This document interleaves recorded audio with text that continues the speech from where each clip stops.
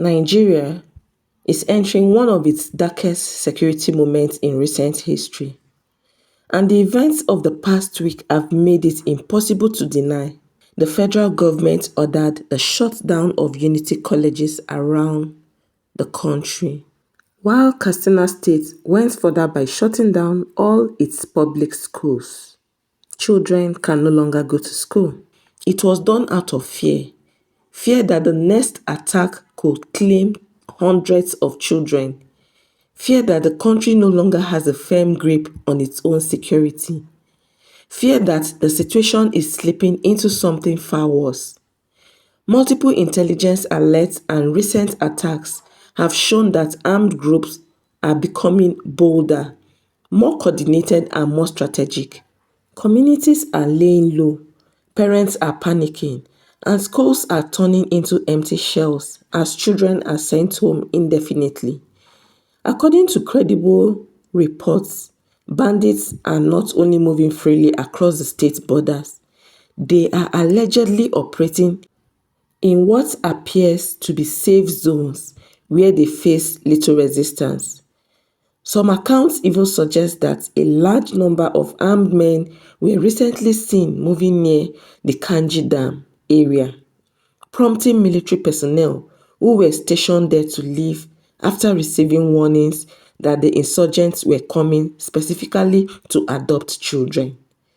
Whether these claims are fully accurate or partially exaggerated, they reveal one truth: Nigeria is no longer trusts that they are being protected. President Bola Tinubu himself has acknowledged that insecurity is worsening and that the nation is facing an evolving, dangerous threat. Even more troubling is the disconnect between public statements and what citizens are witnessing daily. If the president knows the scale of what is coming, and he has admitted that terrorists are infiltrating the country in large numbers, why does the government appear slow in responding? Why were military officers allegedly punished defending themselves against bandits? Why are schools left vulnerable despite years of repeated kidnappings? People are asking whether this is simply failure or something far more coordinated. The rumors are spreading fast. Whispers that some individuals in powerful positions may be benefiting from these insecurities, or at least looking at the other way. Speculations are growing that the long-term goals of these armed groups is the destruction of Western education in the north, a repeat of the old Boko Haram ideology, but now with a larger network and better funding.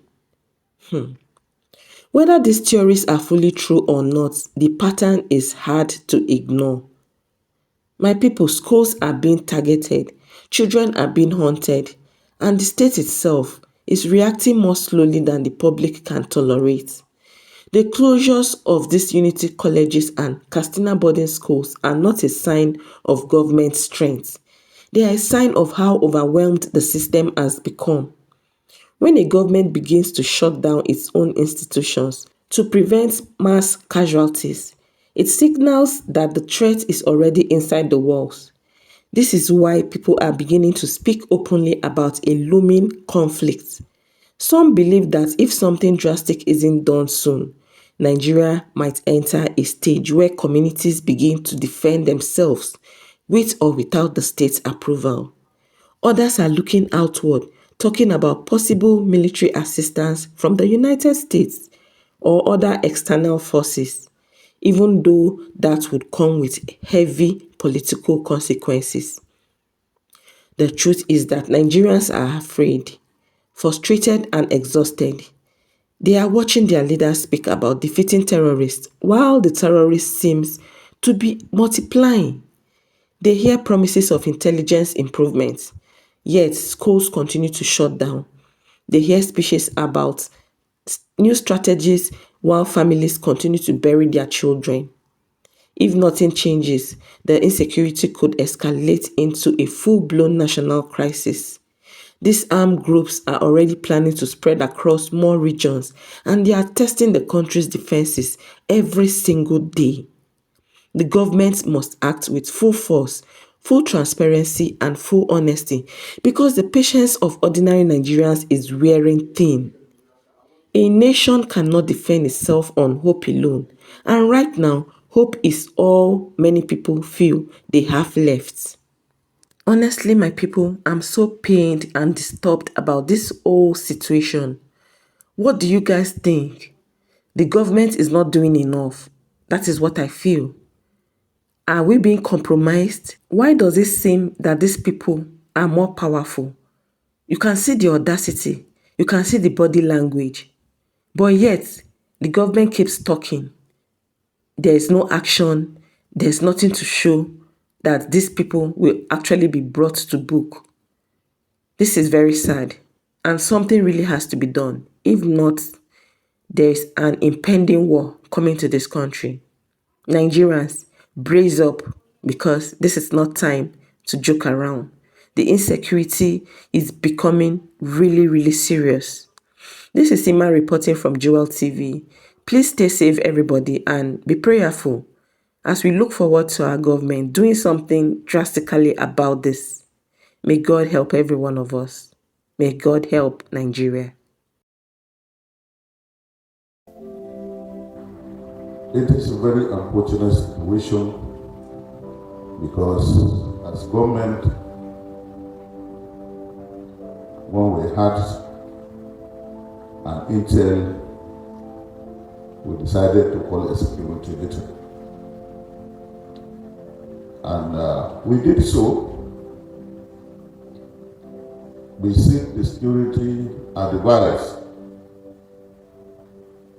And they said that all is well. What they should do is they are going to mobilize to the school.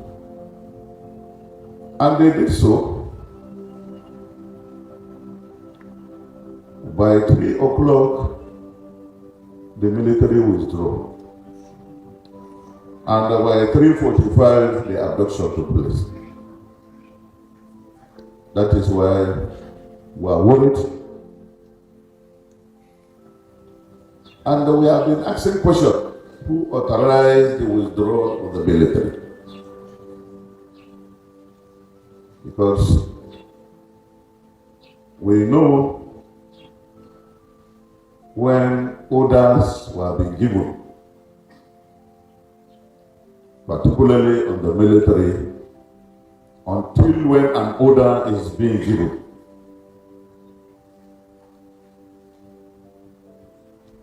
and why, how does the security withdraw from that school at that particular time?